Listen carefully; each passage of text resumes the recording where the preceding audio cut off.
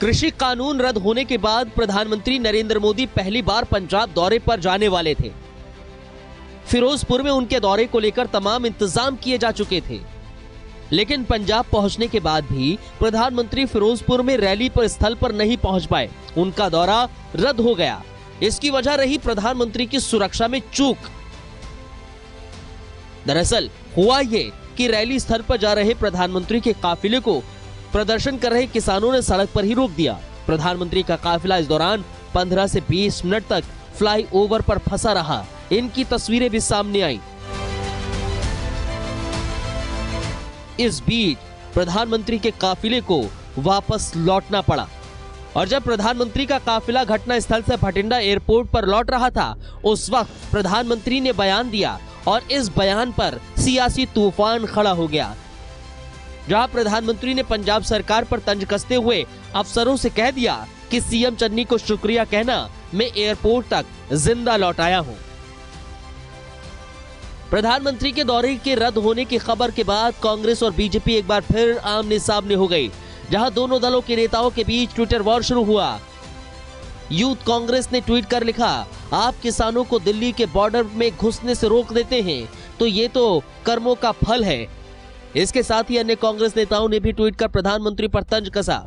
कांग्रेस के ट्वीट का जवाब बीजेपी ने दिया, जहां केंद्रीय मंत्री स्मृति ईरानी ने कांग्रेस पर निशाना साधते हुए कह दिया कि जनता द्वारा चुने गए प्रधानमंत्री की सुरक्षा में चूक पर कांग्रेस जोश का जश्न मना रही है। बैर मोदी से है, लेकिन देश के प्रधानमंत्री का बाल बांका करने की साजिश को देश समर्थन नहीं देगा। That when the Prime Minister of India had his security breached, Congress leaders erupted with joy, asking him how his Josh was. Issue.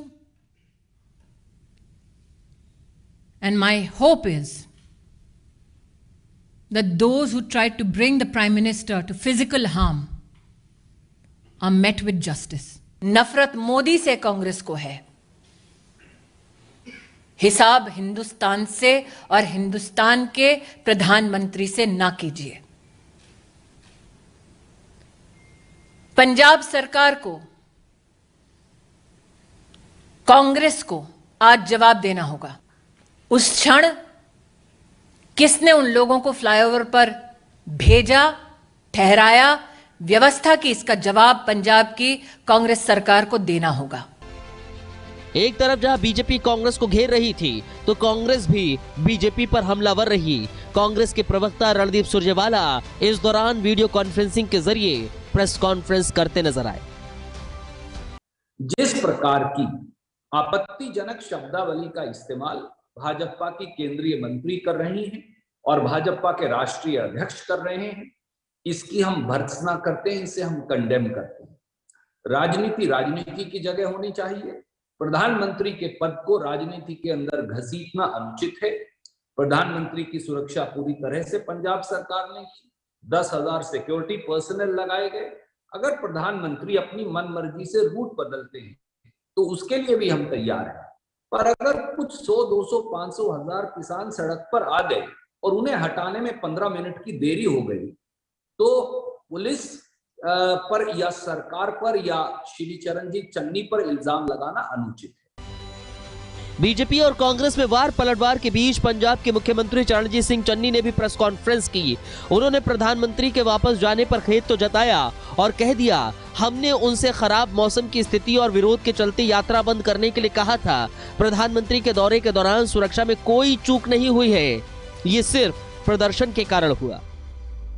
ये बिल्कुल गलत है कि प्रधानमंत्री जी जब पंजाब में आए तो उनकी सिक्योरिटी लैप्सेस दिखाकर उनको खतरे के साथ को जोड़ा जा रहा है। ये राजनीति इसमें नहीं होनी चाहिए। We have every respect for our prime minister. कोई भी ऐसी बात नहीं हुई कि उनकी शान में या उनकी सिक्योरिटी को कोई खतरा हुआ हो। पंजाब सरकार, पंजाब पुलिस इसमें सक्षम है। ये इस कारण हुआ कि हेलीपैड से हेलीकॉप्टर पे जाना था, अचानक प्रोग्राम सड़क पे जाने का बनाया गया।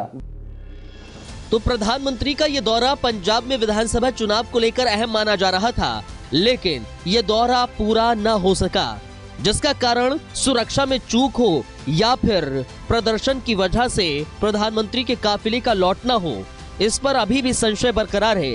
क्योंकि बीजेपी कह रही है कि प्रधानमंत्री की सुरक्षा में चूक हुई है, लेकिन पंजाब के मुख्यमंत्री ने इससे इनकार किया और कह दिया कि प्रदर्शन की वजह से प्रधानमंत्री के काफिले को वापस लौटना पड़ा। बहरहाल अब गृह मंत्रालय ने पंजाब सरकार से एक रिपोर्ट मांगी है। इस रिपोर्ट का जवाब आखिर क्या दिया जाता है ये वक्त बताएगा, लेकिन इस वक्त पंजाब चुनाव से पहले पंजाब में सियासी तूफान बयानबाजियों का और तेज हो चला है। News desk.